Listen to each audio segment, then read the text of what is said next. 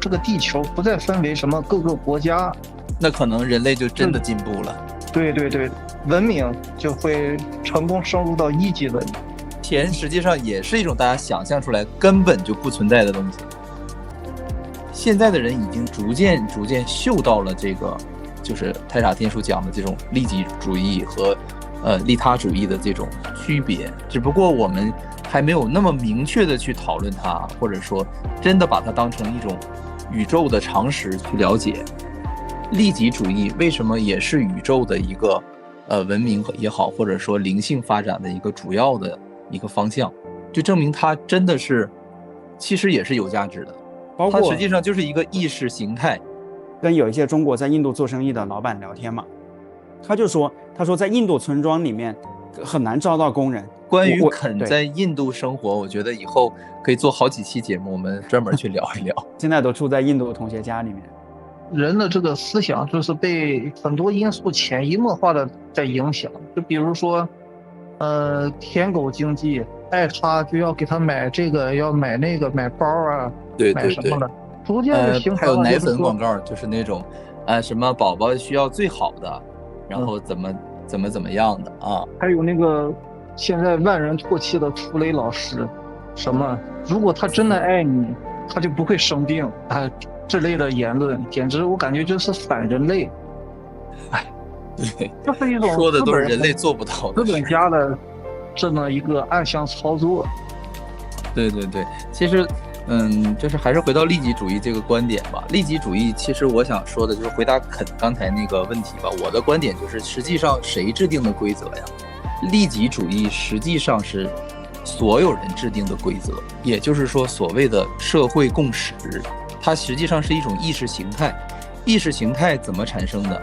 如果说我一个人，我去有一种思想，然后我去跟你说，你不会觉得我这是一种意识形态。但是你接触身边所有的人，老师长辈同事，99.9%的人都在跟你说同一种思想，那我觉得这就是一种意识形态，也叫一种社会共识。这个你们能不能感觉到？是的，是的，就是一个成语嘛，三人成虎。对对对对对对对。我想补充一点，就是有一本书叫《人类简史》，尤尔赫拉利，以色列历史学家他写的，他就是在讲，实际上人类文明就是由一个个想象的共同体想象出来的共识构成的。在古代的话，说的特别就是想象那些神啊，想象那些王啊、法老啊、皇帝啊，他们有至高无上的权利。对对，那他就真的是有权利了，就真的有权利。你看，像埃及5000年前，普通人或者法老住的王宫，它反而不存在了。但是因为所有人都相信那个法老他有神性，金字塔是跟法老相关的嘛，然后反而那些神庙神殿都留存下来了。包括我去印度，我也看到，如果是那种很商业性的建给别人拍婚纱的那些城堡啊，那些公司啊，他们就没有了嘛，就做得很土，大概20年不到，就整个那皮都掉了。但是反而是那些就是那个神殿啊，印度人都相信那些东西，它能够有一些魔法，它能够有魔力，然后他们持续的投钱，建了300多年。然后现在你去看它那种精致，它是不计成本来建的嘛，不计成本来建的，它那种精致啊，它那种实用性，那都是石头，我估计2-3千年后它还会在那里啊。然后类似的话呢，你要觉得现在的话，好像我们人所谓是不迷信了嘛，其实也有。你比如说，你说公司是什么东西？它人类简史它里面就讲，你公司换了老板，公司还在；你那个办公室换了，公司还在；员工换了，公司还在。但是，一旦法律文件说那公司给它注销掉了，那公司就不存在了。那说明公司还是人类脑海里面想象出来的。包括你说这个美元吧，你说你前面讲到黑金里面的积分，你在现实生活中不就是钱吗？你说这个钱它能吃吗？它能换粮食吗？因为所有人都相信它能够换粮食，它就能够换粮食。它实际上它就是一张纸而已，因为所有人都相信它有价值，包括一个价值的共识。因为卖米的人觉得我用钱能换别的，然后他就把米卖给你了。突然有一天说这个打仗了啊，世界大战了，这个金钱不好用了。就我前一阵看了一个日本的电影，就是讲叫什么生存家族，太好看了。他就是讲这个世界已经末日的状态，你拿钱，谁跟你要玩钱？拿水、拿米、拿酒换东西，要物换物。对，就是人类这个刚需的东西，钱已经没有意义。对，所以刚才货币的载体，钱实际上也是一种大家想象出来根本就不存在的东西。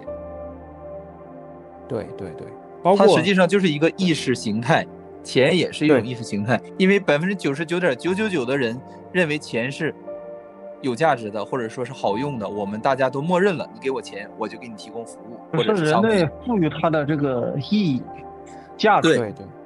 对。而且你一说到钱，我还想顺便再补充一下，我之前看到就是有记者对新疆那边的牧民哈萨克族牧民的采访，对吧？他们说原来没有钱那个概念的时候，每家每户都有好几百几千头牛羊，都很开心，都很 happy， 然后感觉30亩地一头牛，老婆孩子热炕头，又有酒喝，又有肉吃。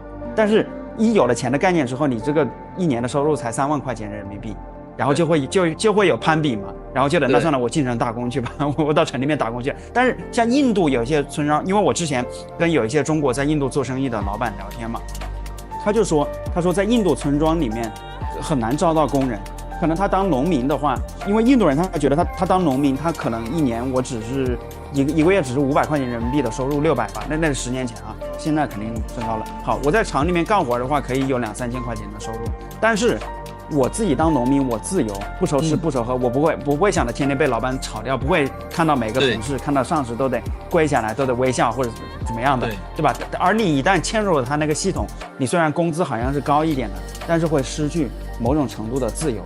对，然后然后这个关于肯在印度生活，我觉得以后可以做好几期节目，我们专门去聊一聊。对，包括我现在都住在印度同学家里面。哦，对。然后还想说一个，就是实际上国家也是想象出来的。它其实国家的本质跟那之前的神啊，那个什么法老啊、金字塔都是一样的。你在真正但是国家我们就先不讨论，好不好？国家就不在我们的讨论范围吧，就先不做过多的这个解释，可能不是敏感话题。对，这有啥敏感的？我明白，我觉得我们充满爱的人没什么敏感的。你说，我想说的就是，你从那个在月球上的，或者你在卫星上的，你去看整个地球，它是不存在那些边界的，它不存在什么国界。关于国家这个，我是认同你的观点，是地球村的概念，对吧？地球上其实大家都是一体的，是一个大家族。对。对。如果我感觉啊，人类以后就是这个地球不再分为什么各个国家。就是，那可能人类就真的进步了。对，文明就会成功升入到1级文明。如果你要是说分各个国家的话，就是思想就永远达成不到一个共识。这个意识形态啊，包括这个美国倡导了，反正就是会存在思想上的差异嘛。你们都玩过那个，就是都了解那个赛博朋克是不是？2077。对，就是它到后来不就是分为这种公司流浪者吗？就类似于这种吧，就好几波势力吧。其实我觉得那个公司的概念就是特别类似于这种利己主义的那种思想，就是在所有人之上会有一个那样的一个权利的一个存在，一个意识，就是叫共识吧。它会其实是控制我们所有的人，但是同时它又滋养着所有的人。然后有一波不接受这种控制和滋养的我不需要你对我好，但我也不需要你这种给我这种精致的生活，那我就去到处流浪，荒野流浪者这种感觉。它是分为这样的2波还是3波？然后我就想说，其实现在的人已经逐渐嗅到了这个，就是泰塔天书讲的这种利己主义和利他主义的这种就服务他人服务自我的这种区别，只不过我们还没有那么明确的去讨论它，或者说真的把它当成一种宇宙的常识去了解。因为我觉得看似大家好像都明白，你看因为我一说这个话题，你们都特别有自己的观点和想法，然后明显你们之前都经过很多相关的这种思考然后和感触，我能感觉到。